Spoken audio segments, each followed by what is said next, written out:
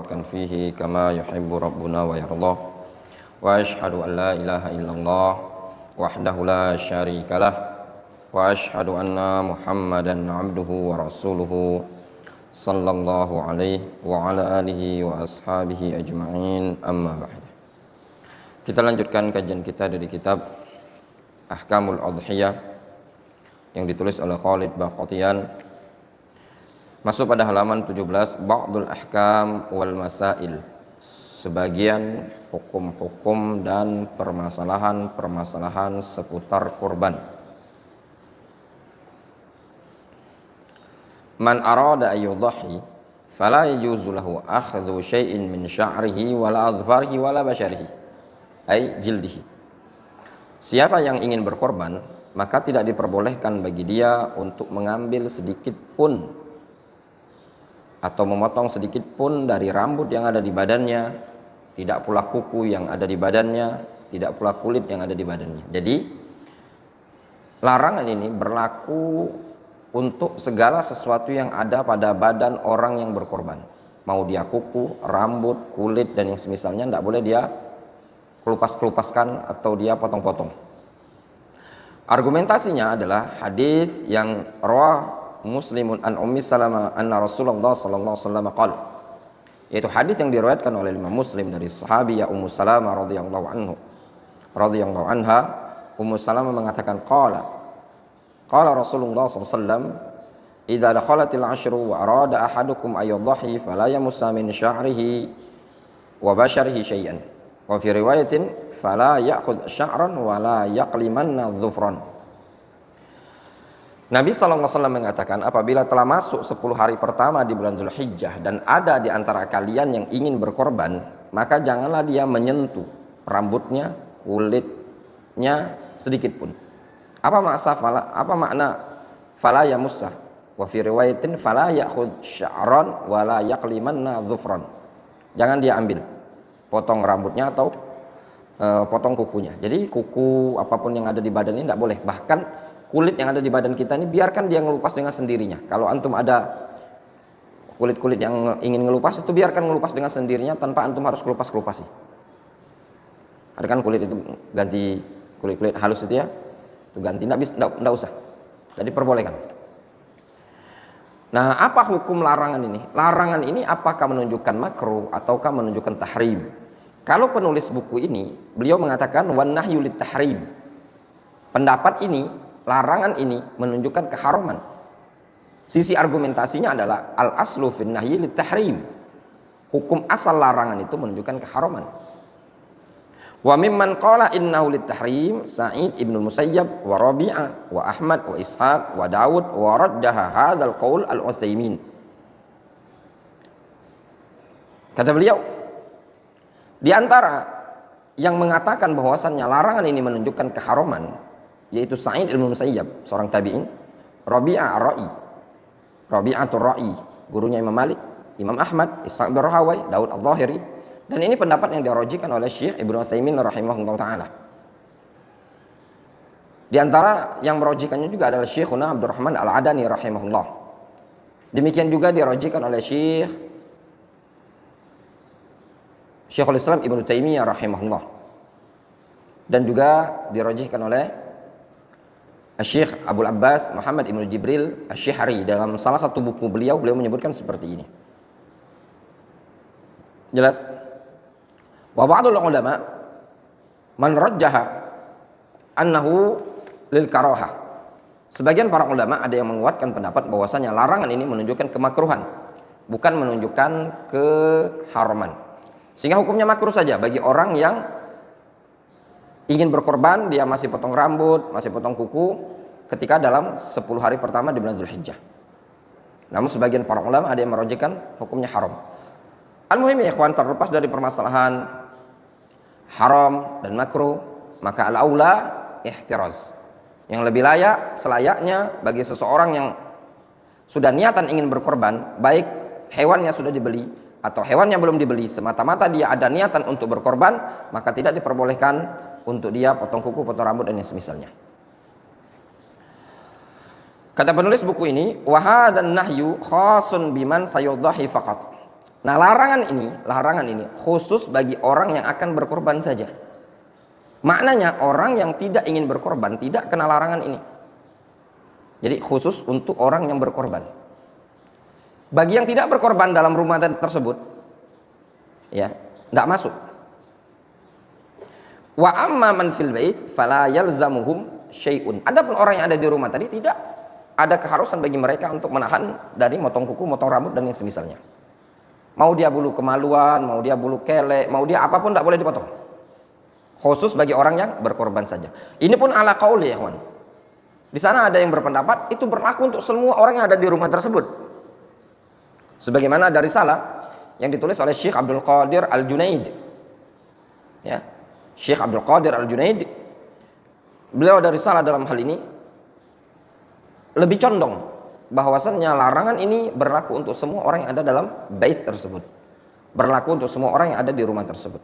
Baik yang dia diikut sertakan ataupun tidak. Siapapun yang dalam rumah tersebut. Lianna Nabiya sallallahu alaihi wasallam kana yudhahi an ali Muhammadin wa lam yunqal annahu kana yanhahum an dzalik. Namun penulis ini mengatakan ini khusus untuk orang yang ingin berkorban saja, kepala keluarga. Contoh misalkan anak kan ingin berkorban. Maka larangan ini khusus untuk anak pribadi. Tidak berlaku untuk istri dan anak. Faham? Tidak dinukil, alasannya apa? Tidak dinukil dari Nabi SAW. Rasul melarang anak istri-istri beliau dari potong kuku. Difahami? Walau anna rajulan akhadha min sya'rihi wa huwa ya'lam bin nahi an fa innahu athimun bihadzal fi'l wa 'alaihi taubah.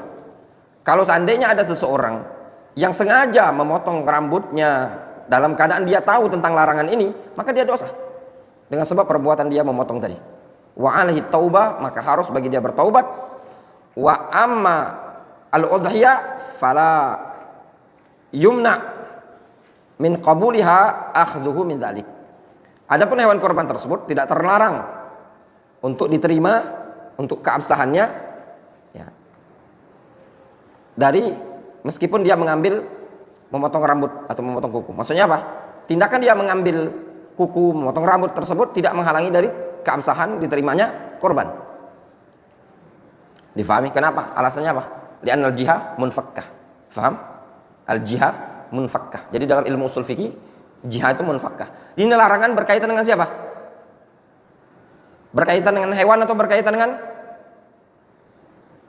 orang yang berkorban? Ya? Berkaitan dengan orang yang berkorban. Jadi kalau dalam bab ilmu usul fikih ada namanya jihad munfakkah. Tidak terkait dengan zatul ibadah. Zatul ibadahnya apa? Korban. Makanya suatu kaidah yang disebutkan oleh para ulama, halin nahyu, ya, yaqtadil fasad. Apakah larangan itu mengandung makna konsekuensi rusaknya suatu ibadah? Dirinci. Kalau seandainya larangan tersebut ya'ud ila zatil ibadah, larangan tersebut balik kepada zat ibadah, bisa saja menunjukkan tidak sahnya ibadah tersebut. Contoh misalkan dilarang membuka aurat ketika sholat. Ketika orang buka aurat sah apa tidak? Tak sah. Kenapa? Karena larangan tersebut kembali kepada zatul ibadah. Larangan mencuri dilarang apa tidak? Dilarang. Apa hukum sholat di tanah hasil mencuri? Hukum sholat di tanah yang hasil mencuri. Al-ardul maghzubah namanya. Apa hukumnya? Sah enggak? Hukum sholat, antum sholat di tanah yang enggak boleh, sholat sana enggak boleh masuk, tapi antum paksakan. Sah atau tidak? Jawabannya sah. Kenapa? Karena an-nahyu tidak kembali kepada zatul ibadah. Kan larangannya mencuri. Nah, itu pentingnya belajar ilmu usul fikih ya, ikhwan. Ya, lama belajar itu. Hanya orang kalau jawab boleh, enggak boleh, mubah. Bukan karena dia ngarang-ngarang, belum tentu dia ngarang-ngarang, tapi dia menyocokkan kaidah-kaidah dalam syariat, dalam usul syariah. Kemudian, Wa yantahi an-nahyu bi dzabhil udhiyah li anna an-nahya muta'alliqun bil udhiyah. Kata penulis buku ini, berakhirnya larangan dengan tersembelihkannya hewan korban tersebut. Kenapa? Karena larangan itu ada hubungan dengan hewan korban. Kemudian kata penulis buku ini, yustahabbu lirrajuli ayyazbah udhiyatahu bi nafsihi li fi'lihi sallallahu alaihi wasallam. Fa fi hadits Jundub fil Bukhari anna an-nabiy sallallahu alaihi wasallam shalla yauman nahri thumma khataba thumma dzabaha. Disunnahkan bagi seseorang agar dia menyembelih hewan korbannya dengan sendirinya. Jadi yang sunnah, orang itu menyembelih hewan korban dia sendiri berdasarkan perbuatan Rasulullah SAW. Disebutkan dalam hadis Jundub fil Bukhari, disebutkan dalam hadis Jundub dalam riwayat Bukhari, anna Nabiy SAW yauman nahri, anna Nabiy SAW shalla yauman nahri thumma khataba thumma dzabaha. Bahwasanya Nabi SAW dulu sholat di hari Idul Fitri, Idul Adha, kemudian beliau khutbah, kemudian beliau menyembelih. Kapan Rasul menyembelihnya? Setelah berkhutbah. Sebenarnya ikhwan, di zaman Nabi SAW ya, berkorban itu, potong hewan korban tidak mesti dikumpulkan di suatu tempat. Siapapun mau potong hewan korban terserah. Mau di lapangan tempat sholat id silakan, mau di rumah masing-masing juga silakan. Syiar, yang penting dilaksanakan. Nah, cuman yang jadi masalah di Indonesia ini, orang itu malas berkorban. Dua kiranya masyarakat kita Indonesia ini, setiap rumah itu mau berkorban setiap tahun. Jadi syiar itu ada di rumah-rumah orang, sehingga depan rumahnya ada kambing gitu loh. Nggak mesti kambing itu harus yang harga 3 juta 2 juta dapat kambing korban, dapat. Kalau di Yaman luar biasa. Di Yaman itu tidak ada istilah panitia korban, nggak ada ya. Darul Hadis Fiyush itu besar loh. Antum lihat di mana pembagian daging bagi-bagi, nggak ada kan? Semua rumah kan potong hewan korban ya. Semua rumah potong hewan korban. Tidak ada satu rumah di Yaman itu melainkan dia potong hewan korban. Ya, luar biasa. Miskin-miskinnya, semiskin-miskinnya orang Yaman, kalau Idul Adha tetap korban dia. Tahu syariat dan tahu syiar. Kalau kita yang punya, ada yang punya Nmax, mampu dia beli Nmax, motor Nmax 34 juta, tidak mampu dia berkorban. Mampu dia punya mobil, tidak mampu dia berkorban. Mampu dia beli iPhone, tidak mampu dia berkorban. Nah, itulah namanya akhirat dengan dunia. Ya, orang itu terkadang mampu mengeluarkan uang yang banyak min ajli dunya, wala yastati' wala yuwaffaq. Badlul mal ya min ajlil akhirah. Terkadang orang tidak mampu, tidak diberikan taufik untuk mengeluarkan harta dengan tujuan akhirat. Kemudian yustahabu lirajul ayyazba udhiyatahu bi nafsihi li fi'li sallallahu alaihi wasallam fa fi hadits Jundub fil Bukhari anna an-nabiy sallallahu alaihi wasallam shalla yauman nahri thumma khataba thumma dzabaha. Wa yushtaratu ayusammillaha 'inda dzabhi liqauli ta'ala fakulu mimma dzukira smullahi alaihi. Dipersyaratkan dia menyebut nama Allah ketika menyembelih. Ketika menyembelih dia menyebut nama Allah Subhanahu wa taala. Baca bismillah kapan? Ketika menyembelih. Jadi kalau antum pegang golok, ditempelkan gini, baca bismillah. Atau antum bismillah dulu, baru antum jalankan goloknya. Seperti itu. Jadi baca bismillahnya kapan? Sebelum golok dijalankan. Bismillah, langsung jalankan goloknya. Itu hukumnya wajib. Tidak sah kalau tidak baca bismillah. Haram hewan tersebut dimakan. Dan juga liqauli ta'ala wala ta'kulu mimma lam yuzkarismullahi alaihi wa innahu lafisqun. Ya. Janganlah kalian makan dari sesuatu yang tidak disebut nama Allah Subhanahu wa taala tersebut. Wa innahu lafisqun, itu adalah kefasikan. Kenapa? Bangkai. Sesuatu yang tidak disebut nama Allah Subhanahu wa taala dihukumi bangkai. Allah Subhanahu wa taala memerintahkan halalnya hewan tersebut dengan cara dibaca bismillah. Fakulu mimma dzikirasmullahi alaihi. Itu kan perintah. Setelah perintah ada juga larangan ayat yang lain. Wala ta'kulu mimma lam yuzkarismullahi alaihi wa innahu lafisqun. Ada perintah untuk baca bismillah, ada larangan untuk tidak makan dari hewan yang tidak disebut nama Allah Subhanahu wa taala padanya. Sehingga lengkap, ada perintah, ada larangan. Perintah menunjukkan wajib, larangan menunjukkan keharaman. Jelas? Itu namanya apa? Taukid. Ya. Penekanan. Contoh seperti dalam Al-Qur'an. Wa'budullah wala tusyriku bihi syai'an. Sembahlah Allah wala tusyriku bihi syai'an. Dan jangan sekutukan Allah. Ada perintah, ada larangan. Itu menunjukkan penekanan yang sangat luar biasa.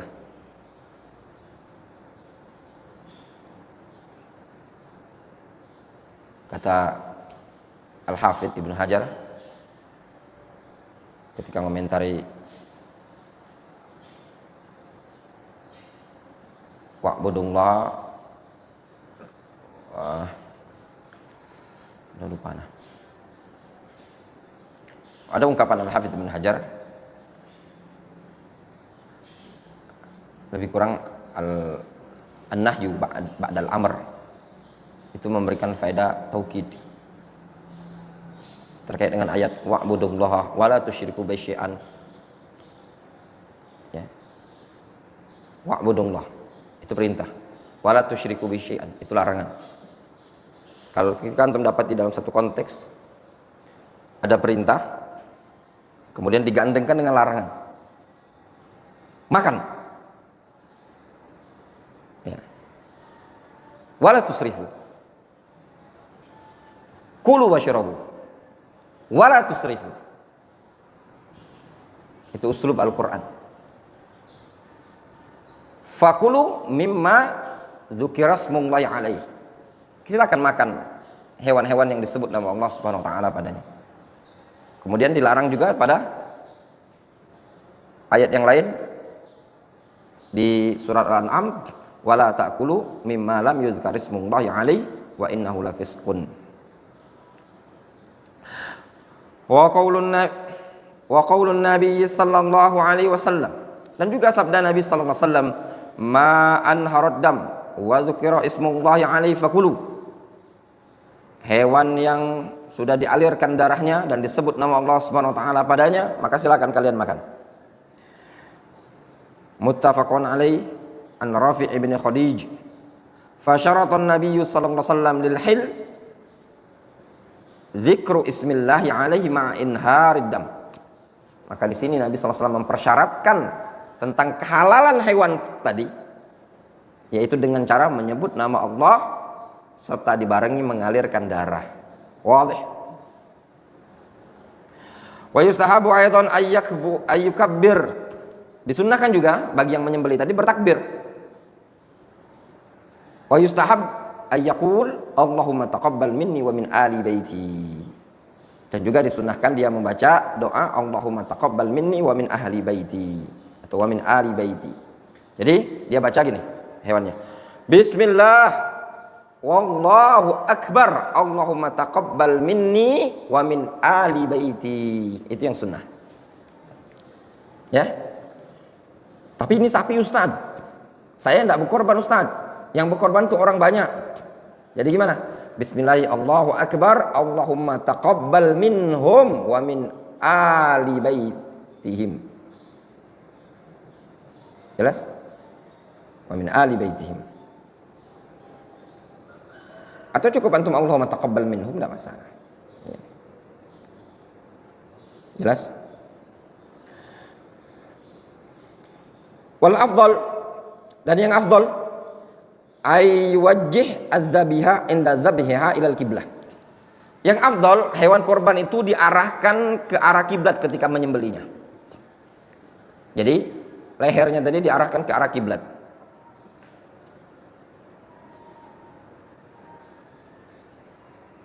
Rawa Abdul Razzaq fil Musannaf.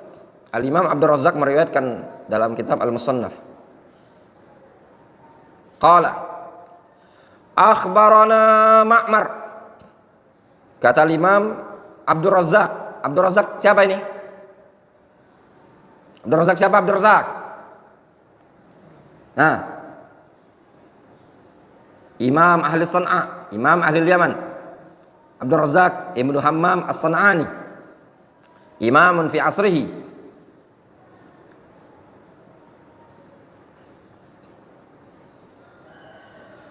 Beliau Masya Allah ya ikhwan, di zaman beliau ramai sekali para penuntut ilmu berduyun-duyun datang ke majelisnya Abdul Razak. Di antara yang sempat berdatang ke majelisnya Abdul Razak seperti Al-Imam Syafi'i, Al-Imam Ahmad, Yahya ibnu Ma'in, Ishaq bin Rahawai, dan banyak para ulama yang lain. Dikenal pada masa itu, di masanya Abdul Razak Ibnu Hammam As-San'ani, markiz beliau di San'a adalah tempat rehlanya para ulama. Sampai suatu hari pernah Abdul Razak berhaji. Ketika itu Imam Ahmad Ibnu Ma'in melihat Abdul Razak sedang berhaji. Kata Ibnu Ma'in ini punya kawan, biasa dia rehla bertiga biasanya. Ibnu Ma'in, Imam Ahmad. Lalu CS-an dia. Ya. Dari Baghdad nanti ke negara itu, nanti ke itu, Hijaz, ke Yaman, dia berdua sering CS dia. Dia lihat Abdul Razak sedang tawaf. Ya, dilihat. Kata Ibnu Ma'in, "Oh, Mat. Abdul Razak Mat sedang tawaf. Nakhudh minhu. Kita ambil hadis dari dia. Enggak butuh kita ke San'a lagi, ke Yaman. Hemat biaya, Mat. Jauh Yaman itu, panas katanya. Mending di sini aja, ini bahasa anak ya. Kalau misalnya tiket, 6 juta Mat itu tiket Yemenia Air. Ini di sini saja. Kata Imam Ahmad, enggak. La budda ilal Yaman wa in tala safar. Harus kita ke Yaman meskipun jauh. Ya, berangkat mereka ke Yaman. Luar biasa banyak para ulama berbondong-bondong di zamannya Abdul Razak As-San'ani. Karya tulis beliau adalah Musannaf Abdul Razak itu. Musannaf Abdul Razak As-San'ani. Ya. Gurunya Imam Ahmad, gurunya Ibnu Ma'in, gurunya Ishaq bin Rahawai dan yang semisalnya. Subhanallah ikhwan, disebutkan dalam biografi Imam Ahmad, ana baca ketika itu. Ana baca di kitab Syiar Alamin Nubala. Ketika itu ana lagi dakwah di bulan Ramadan tahun 2014 di kampung yang bernama Ahwar, Abian. Ana ingat sekali, ana buka kitab Syiar Alamin Nubala, biografi Al-Imam Ahmad. Ternyata jarak tempat belajarnya dengan sumber air itu sampai 5 kiloan. Jadi kalau mau wudhu itu jauh sekali. Ya, harus angkut air dan semisalnya. Ya antum kalau nuntut ilmu tuh kalau mau semangat ya baca buku-buku kayak gitu. Serius. Nanti antum akan berbaja dengan baja hitam. Ya, bukan baja ringan. Semangat antum belajar.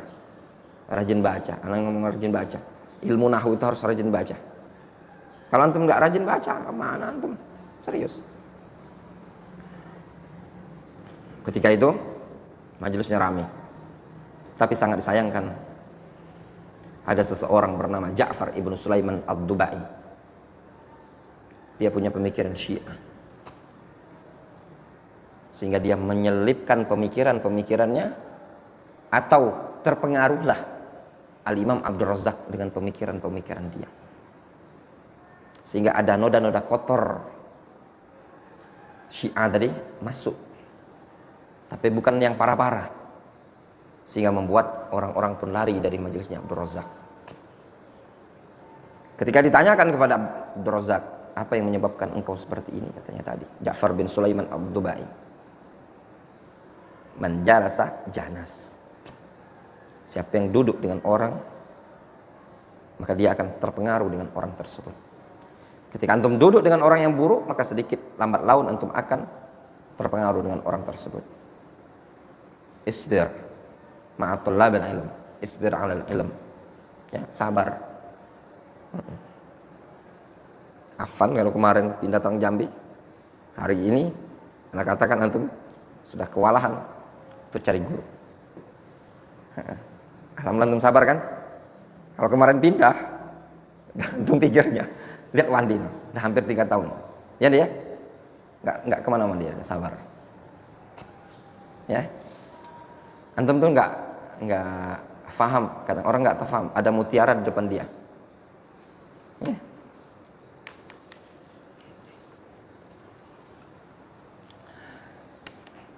Nah, Yaman dikenal sebagai negeri para penuntut ilmu dan negerinya para ulama. Muncul para ulama dari negeri Yaman. Setelah zamannya Abdul Razak, Yaman tidak lagi dikenal sebagai negerinya ahlul hadis.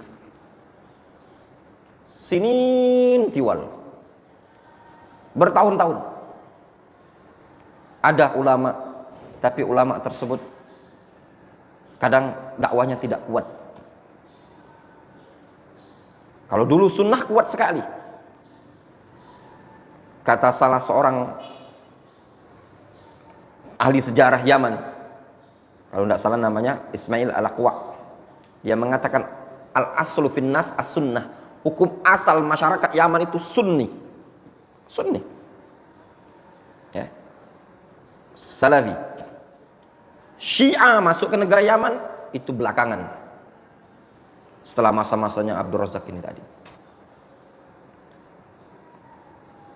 Sehingga pada waktu itu, setelah majelisnya Abdul Razak di zaman Imam Ahmad sudah hilang, sudah tidak dikenal lagi Yaman sebagai negara ilmu. Tapi ingat, Nabi SAW pernah mengatakan, al-imanu Yaman, wal fiqhu Yaman, wal hikmatu Yamaniyah. Iman itu ada di negeri Yaman, kata Rasul. Fikih itu ada di negeri Yaman, dan hikmah itu ada di negeri Yaman.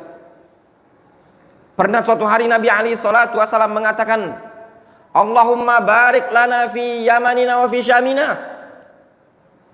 Ya Allah, berikan keberkah untuk negeri Yaman kami dan negeri Syam kami. Rasul pernah berdoa, Allahumma barik lana fi Yamanina wa fi Syamina. Ya Allah, berikan berkah untuk negeri Yaman dan negeri Syam. Rasul pernah mengatakan, inni ajidu nafasar rahman min kibalil Yaman. Sesungguhnya aku mendapati pertolongan Ar-Rahman, pertolongan Allah datang dari negeri Yaman. Ingat, yang sampaikan ini bukan hadis-hadis yang dibuat para habaib ya. Ini hadis sahih. Hadis-hadis tentang keutamaan Yaman itu ada dua. Dan sebagai min fabil faedah, nanti pasukan yang akan menaklukkan Masjidil Aqsa adalah pasukan yang akan nanti keluar dari negeri Yaman, keluar dari negeri Irak, dan keluar dari negeri Syam. Ya. Ada 12.000 pasukan yang terbaik berdasarkan hadis yang disahihkan oleh Syekh Mukbil, yang keluar bainal Aden wa Abian. 12.000 pasukan yang terbaik yang akan nanti menaklukkan Masjidil Aqsa dan merebutnya dari tangannya orang-orang Yahudi. Siapakah mereka? Apakah dari Tarim? Tidak. Ya, apakah Al-Qaeda? Tidak. Mereka ada Ahlus Sunnah, Salafiyin yang keluar dari negeri Yaman. Terus gimana hadis-hadis para para habaib? Banyak hadis palsu tuh. Masa muter-muter di Tarim segala macam. Ya. Makanya untuk belajar di Yaman supaya tidak dibodohi sama orang-orang yang belajar di Tarim.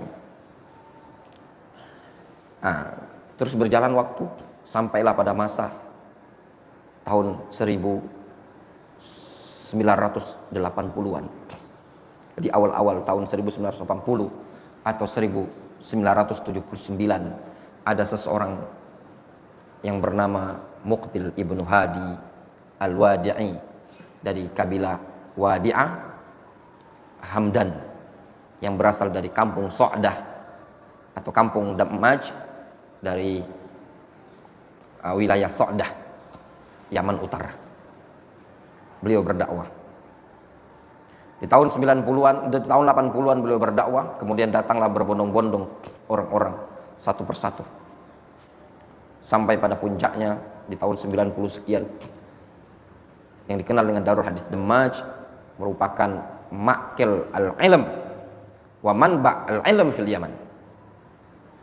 Seorang alim yang berdakwah dengan kesederhanaan dan zuhudnya, ya ikhwan, rahimahullah rahmatan wasi'ah, Syekh Muqbil ibnu Hadi al-Wadi'i rahimahullah.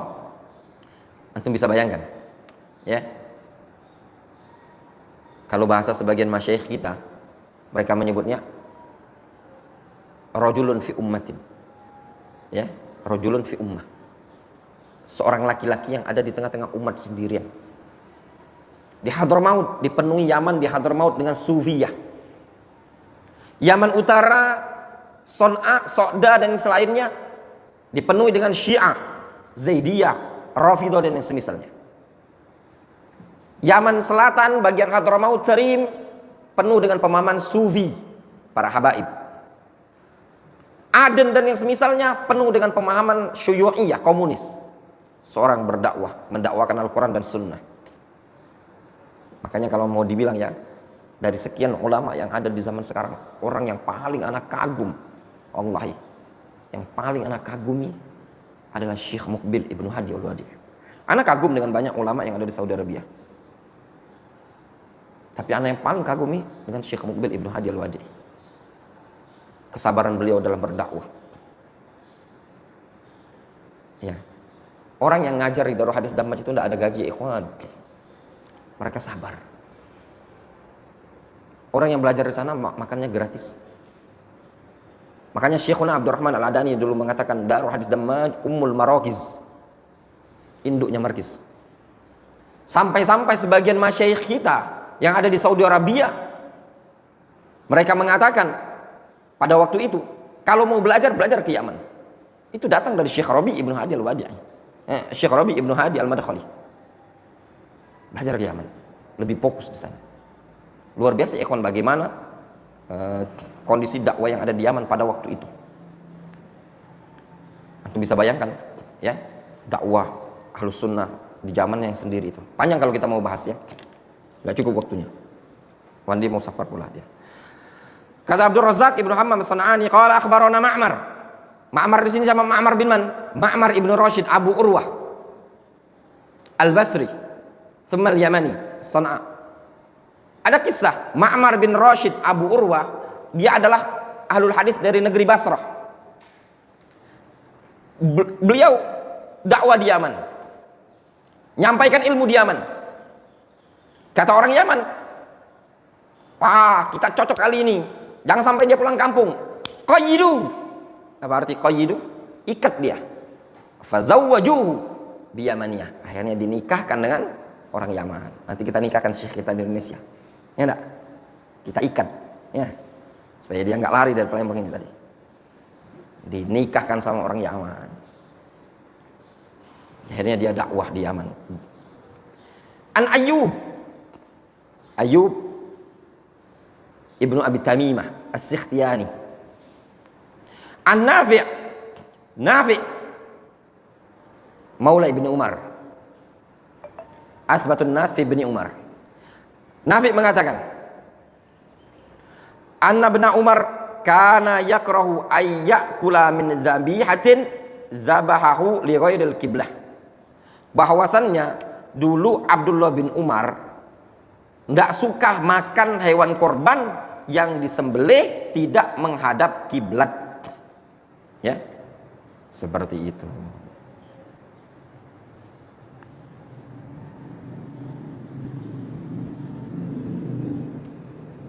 Jelas? Wadih? Wadih jiddan. Wallahu ta'ala shawab. Ikhwan, mungkin kita cukupkan dulu sampai di sini ya. Naktafi bihadzal qadar. Insyaallah nanti kita lanjutkan pertemuan berikutnya. Diingatkan 10 hari pertama di bulan Dzulhijjah memperbanyak amal saleh ya, memperbanyak amal saleh, banyak zikir kepada Allah, banyak bertakbir. Naktafi bihadzal qadar.